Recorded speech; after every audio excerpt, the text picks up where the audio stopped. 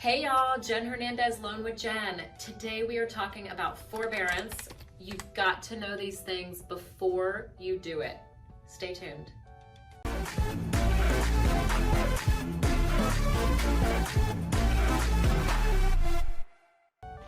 Okay, we're back. So forbearance, we're all seeing it in the news. Forbearance is definitely a tool for people during these disastrous times. So the first time I experienced forbearance in our market was after Harvey. So I live in Houston. Never had our community been applicable to forbearance before. So a major event has to happen for a community to be eligible for forbearance, that the federal government allows lenders to do this. So the economic disaster that we've got going on definitely is a reason. So here's what it is and here's what it isn't. Again, we're talking about forbearance. Know this before you do it. Number one, you have to contact the servicer. So your current lender is the only one that can say with certainty whether you can or whether you cannot go into forbearance, okay? The second thing you need to know is that the loan has to be federally guaranteed by either Fannie Mae, Freddie Mac, or FHA in order to be eligible. So if you did a private loan or like a bank statement loan or a special portfolio loan with a just kind of a local bank, you are probably not eligible if it's not being in that federal pool of loans that's backed by a mortgage-backed security on the secondary market, okay? So you can just Google for, how do I find out if my loan is federally guaranteed? You can just Google that and it'll come up. And also there's lots of websites out there about forbearance these days, and so those links are gonna be there as well. The third thing to know is that forbearance is not forgiveness. So what forbearance is it's an allowance of you to be able to pause on your payments. You can defer them until a later date. It does not mean that those payments go away or disappear or that they don't have to be paid back. So let's talk about the fourth thing, which is payback. After the forbearance period, however long that is, how are you going to pay it back? So there's a few important points to note here. Every servicer is different. They could require all of the payments at one time. So let's say you had a 3-month forbearance. They could say, okay, the 3 months is over, now all 3 months is due at one time. Or they could say, hey, we've extended the term of your loan. It was a 30-year loan, now it's a 30-and-a-half-year loan or 40-year loan or whatever.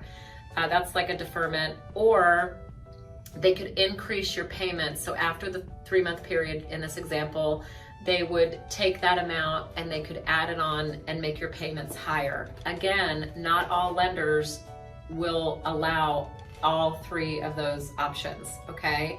Super, super important to contact your current mortgage servicer. I know that they're busy and they're not answering. A lot of them are deferring you online. You just have to do whatever they tell you because they're the only ones that can answer, okay? The next question is, how long can I defer for? You can defer up to 6 months. So it just depends. I think they're gonna maybe automatically do 6 months or ask you how long you wanna defer for. So again, every lender is different, but it's up to a 6-month period.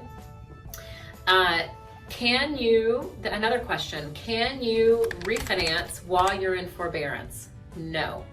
You have to be caught up on all payments. So let's say you're forbearing for, 3 months, let's say, and you want to refinance your loan, get a lower interest rate and lower your monthly payments, by a lot. The lender, let's say you came to me and asked me to refinance for you, the lender that's going to refinance would have to see that you're caught up on all those payments and that you've paid back the forbearance period. You cannot roll it into the loan at all. You have to be caught up prior to the refinance. So that's really, really important for you to know that if you are considering refinancing, don't go into forbearance, okay? Because one will not allow the other. So the last big question is, will going into forbearance hurt my credit? The answer is likely no. You need to make sure that you're not late on any payments. So until the loan servicer confirms that you're in the forbearance period, make your payments. If you think you're in forbearance or you've applied for forbearance, but the process isn't complete and they haven't told you, yes, you can skip a payment, please do everything you can not to miss a payment, because they will mark you late. It will damage your credit if you were to let it go late, okay? So make sure to be in communication, read all correspondence, save all the emails, all of the paperwork, everything, save it in case you need it later on to unravel anything, okay? I hope that you found this video helpful. Again, forbearance, know these things before you do it. Talk to you soon.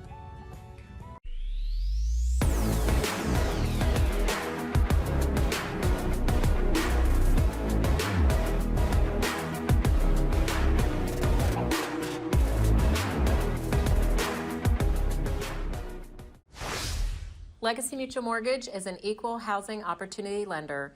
The opinions expressed here do not reflect those of Legacy Mutual Mortgage.